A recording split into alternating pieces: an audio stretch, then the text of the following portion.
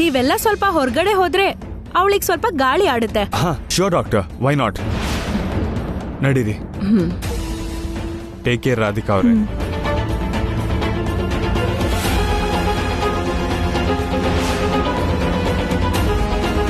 ಅಮ್ಮ ರಾಧಿಕಾ, ನಾನೆಲ್ಲಿ ಅಮರ್ ಹೆಸರು ಹೇಳ್ಬಿಡ್ತೀನೋ ಅಂತ ಟೆನ್ಷನ್ ಮಾಡ್ಕೊಂಡಿದ್ಯಾ? ನನಗ್ ವಿಷಯ ಗೊತ್ತಾದಂಗೆ ನಾನು ಸುಮ್ಮನೆ ಅದೇ. ಜೀವನದಲ್ಲಿ ನಾವ್ ಅನ್ಕೊಂಡಿದ್ದು ನಡೆಯಲ್ಲ. ದೇವ್ ನಿನಗ್ ಪ್ರೀತಿ ವಿಷಯದಲ್ಲಿ ಮೋಸ ಮಾಡಿದ್ರು ಅದ್ರಿಂದ ನಿನಗ್ ಒಳ್ಳೇದೇ ಆಗಿದೆ ಅನ್ಸ್ತಿದೆ. ನೀನಂದ್ರೆ ನಿನ್ ಗಂಡಂಗೂ ಅತ್ತೆಗೂ ಎಷ್ಟಿಷ್ಟ ಅಂತ ನಿನ್ ಹೆಲ್ತ್ ವಿಷಯದಲ್ಲಿ ಅವ್ರು ತೋರಿಸಿರೋ ಕಾಳಜಿನಲ್ಲೇ ಅರ್ಥ ಆಗುತ್ತೆ. ಒಂದ್ ಹೆಣ್ಣಿಗೆ ಆ ಥರದ ಅತ್ತೆ ಗಂಡ ಸಿಗೋದಿಕ್ಕಿಂತ ಅದೃಷ್ಟ ಏನಿರುತ್ತೆ ಹೇಳು? ನಿನ್ ಜೀವನ ಸಂತೋಷವಾಗಿರ್ಬೇಕು ಅನ್ನೋದೇ ನನ್ನ ಆಸೆ. ಸ್ವಾತಿ ಮೇಡಮ್,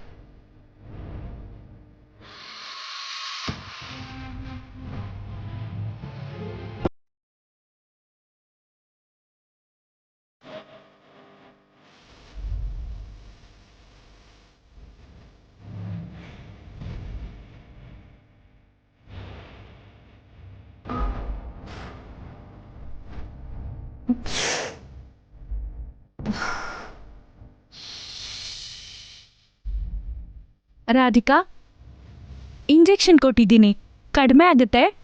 ನೀನು ರೆಸ್ಟ್ ತಗೋ, ಸರಿನಾ? ಟೆನ್ಷನ್ ಮಾಡ್ಕೋಬೇಡ. ಓಕೆ ಮ್ಯಾಮ್, ಹೋಗಿ ಬರ್ತೀನಿ.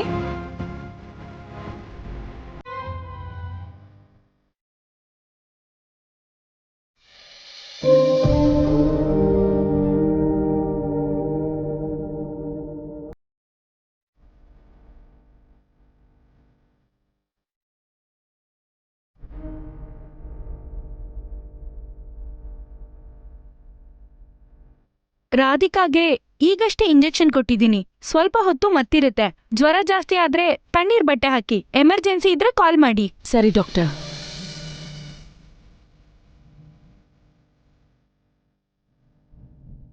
ನಾನ್ ಬರ್ತೀನಿ.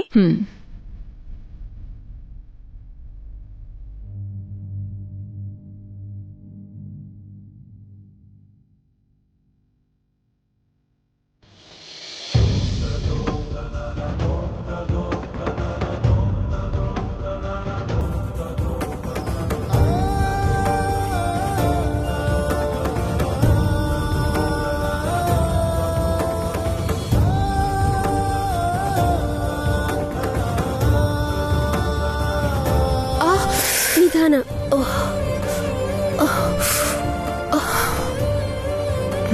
ಅಕ್ಕ, ಈಗ ಹೇಗನ್ಸ್ತಾ ಇದೆ? ಕೈ ತುಂಬಾ ನೋಯ್ತಿದ್ಯಾ ರಾಧಿಕಾ? ಇಲ್ಲ ಅತ್ತೆ, ನೀವು ಟೆನ್ಷನ್ ಮಾಡ್ಕೋಬೇಡಿ, ಗಾಯ ವಾಸಿಯಾಗತ್ತೆ.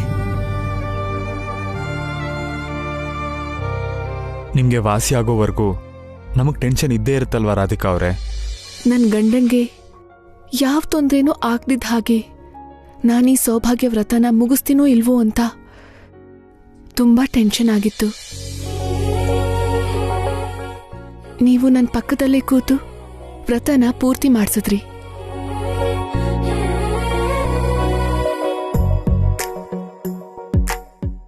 ನೀವು ಜೊತೆಗಿದ್ದಿದ್ದಕ್ಕೆ ನಂಗೆ ತುಂಬಾ ಸಂತೋಷ ಆಗ್ತಿದೆ. ನಾನು ಹೀಗೆ ಜೀವನ ಪೂರ್ತಿ ನಿಮ್ ಜೊತೆಲೇ ಇರ್ತೀನಿ. ಡಾಕ್ಟರ್ ನಿಮ್ಗೆ ಫುಲ್ ರೆಸ್ಟ್ ಮಾಡಕ್ ಹೇಳಿದ್ದಾರೆ. ಇವಳಿಗೆ ನಾನು ಎಷ್ಟೇ ಕೆಟ್ಟದ್ ಮಾಡ್ಬೇಕು ಅಂತ ಬಯಸಿದ್ರು ಬಾವಂಗ್ ಇನ್ನೂ ಹತ್ರ ಆಗ್ತಿದ್ದಾಳಲ್ಲಮ್ಮ. ನಿನ್ ದರಿದ್ರ ಆ ರೀತಿನೇ ಇದೆ. ಅಮ್ಮ ನಡೀರಿ.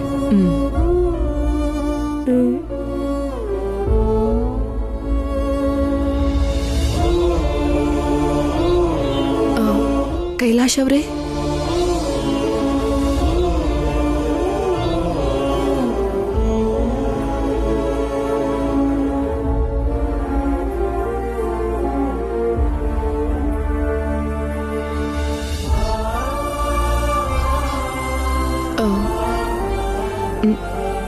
ನೀವಿಲ್ಲೇ ಇರ್ಬೋದಲ್ವಾ?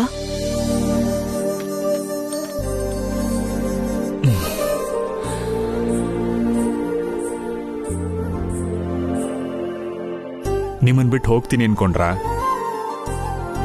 ಡೋರ್ ಲಾಕ್ ಮಾಡಕ್ ಹೋಗಿದ್ದೆ. ನಿಮ್ಮನ್ನ ಈ ಸ್ಥಿತಿಲಿ ಬಿಟ್ಟು ನಾನು ಹೇಗೆ ಹೋಗ್ಲಿ? ಆದ್ರೂ ಯಾಕಿಷ್ಟು ರಿಸ್ಕ್ ತಗೊಂಡು ಪೂಜೆ ಮಾಡಿದ್ರಿ?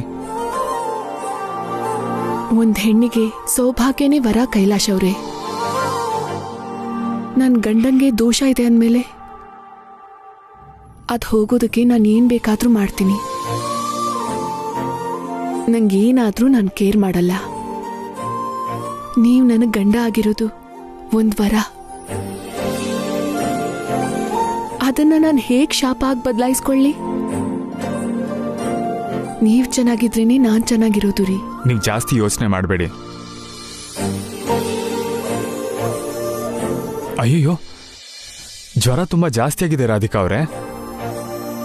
ಸ್ವಲ್ಪ ಇರಿ, ತಣ್ಣೀರ್ ತಗೊಂಡ್ ಬಂದು ತಣ್ಣೀರ್ ಬಟ್ಟೆ ಹಾಕ್ತೀನಿ.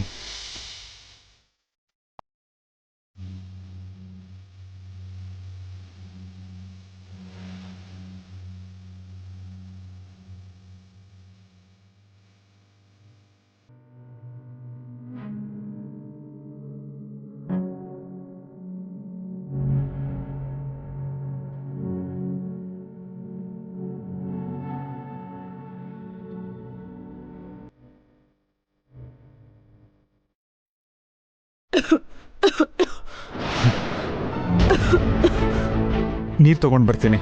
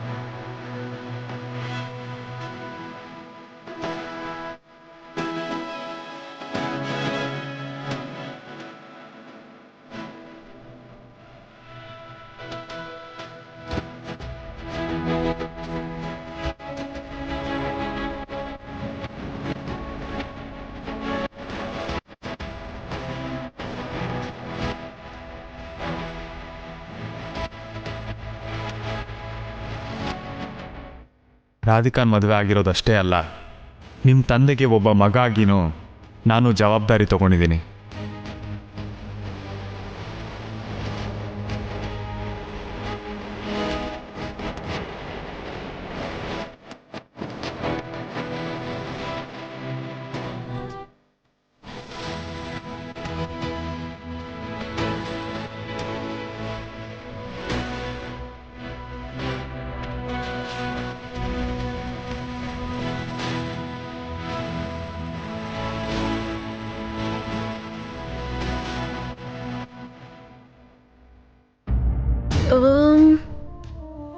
ಫೋನ್ ಇಲ್ಲಿಟ್ಟೆ.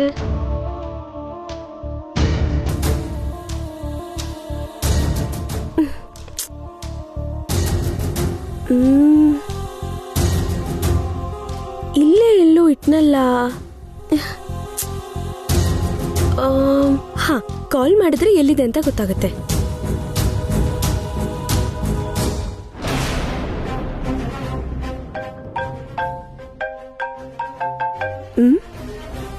ಫೋನ್ ರಿಂಗ್ ಆಗ್ತಿದೆ, ಆದ್ರೆ ಇಲ್ಲೆಲ್ಲೂ ಸೌಂಡ್ ಕೇಳಿಸ್ತಾ ಇಲ್ವಲ್ಲ. ಮನೇಲಿ ಎಲ್ಲೂ ಇಲ್ಲ ಅಂದ್ರೆ ನನ್ನ ಫೋನ್ನ ಯಾರೋ ಕದ್ದಿದ್ದಾರೆ. ಕಾಲ್ ಪಿಕ್ ಮಾಡ್ಲಿ, ಅವನಿಗಿದೆ ಇವತ್ತು.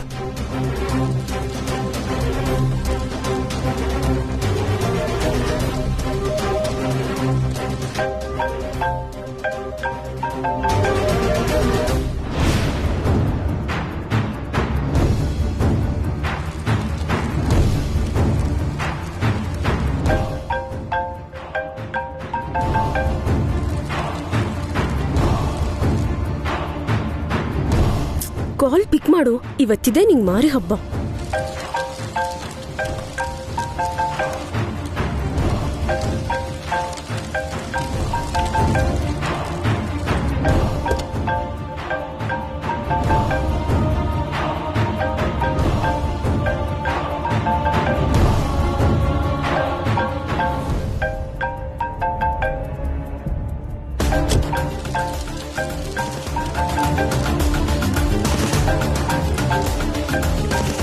ಪಿಕ್ ಮಾಡು ಪಿಕ್ ಮಾಡು ಪಿಕ್ ಮಾಡು.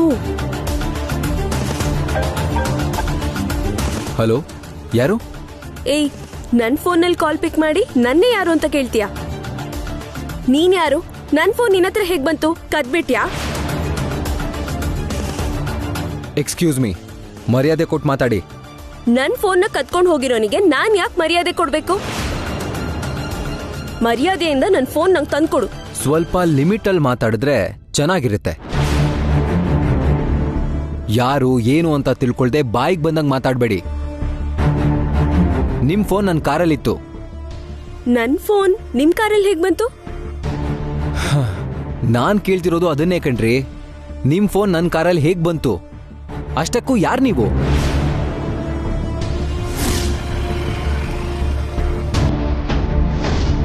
ಓ, ನೆನ್ಪಿಗ್ ಬಂತು. ಜೆಂಟಲ್ಮೆನ್, ನಾನು ಪ್ರಿಯಾ. ಬೆಳಿಗ್ಗೆ ಚೈನ್ ಸ್ನ್ಯಾಚಿಂಗ್ ಆಗ್ದಿದ ಹಾಗೆ ನೀವ್ ನನ್ನ ಕಾಪಾಡಿದಾಗ ಫೋನ್ ನಿಮ್ ಕಾರಲ್ಲಿ ಬಿದ್ದಿದೆ ಅನ್ಸುತ್ತೆ. ಓ, ನೀವಾ? ಯಾರು ಏನು ಅಂತ ತಿಳ್ಕೊಳ್ದೆ ಏನೇನೋ ಅಂದ್ಬಿಟ್ರಲ್ರಿ. ಸಾರಿ ಜೆಂಟಲ್ಮ್ಯಾನ್, ಆಕ್ಚುಲಿ ನಮ್ಮ ಅಕ್ಕಂಗ್ ಫೀವರ್ ಬಂದಿದ್ರಿಂದ ಸ್ವಲ್ಪ ಡಿಸ್ಟರ್ಬ್ ಆಗಿದೆ, ಅದಕ್ಕೆ ಆ ಥರ ಮಾತಾಡ್ಬಿಟ್ಟೆ. ತಪ್ಪು ತಿಳ್ಕೊಬೇಡಿ. ಏನು? ರಾಧಿಕಾ ಫೀವರ್ ಬಂದಿದ್ಯಾ?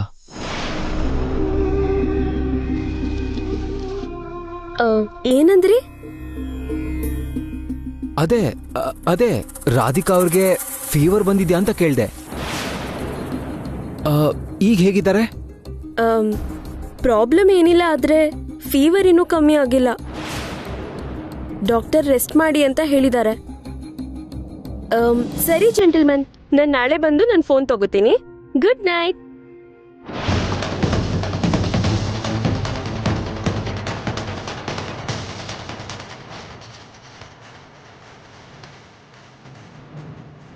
ನನ್ನ ರಾಧಿಕಂಗೆ ಸಣ್ಣ ಗಾಯ ಆದರೂ ನಂಗೆ ತಡ್ಕೊಳಕ್ಕಾಗಲ್ಲ. ಅಂಥದ್ರಲ್ಲಿ ಜ್ವರ ಬಂದಿದೆ ಅಂದರೆ ನಾನು ಹೇಗೆ ತಡ್ಕೊಳ್ಳಿ? ಅವಳನ್ನ ನೋಡದೆ ಹೇಗೆ ಆರಾಮಾಗಿರಲಿ?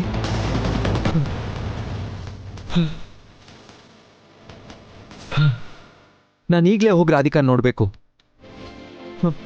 ಪಾಪ ರಾಧಿಕಾ ಜ್ವರ ಬಂದು ಎಷ್ಟು ಕಷ್ಟಪಡ್ತಿದ್ದಾಳೋ ಏನೋ.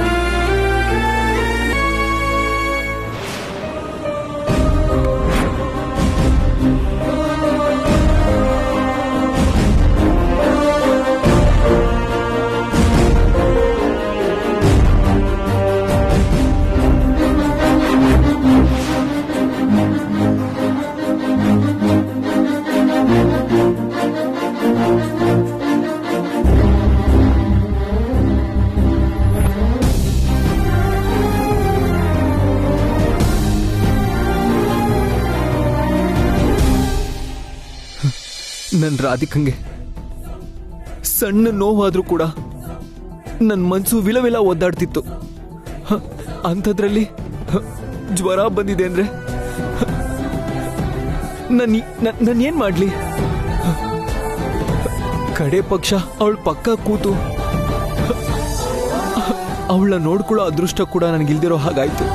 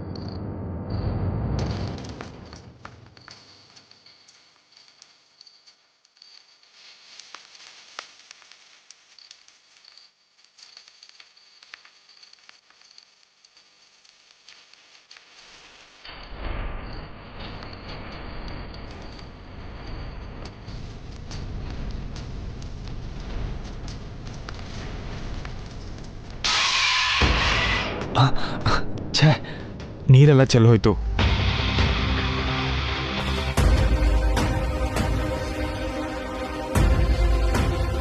ಹೋಗಿ ನೀರು ತಗೊಂಡು ಬರ್ತೀನಿ.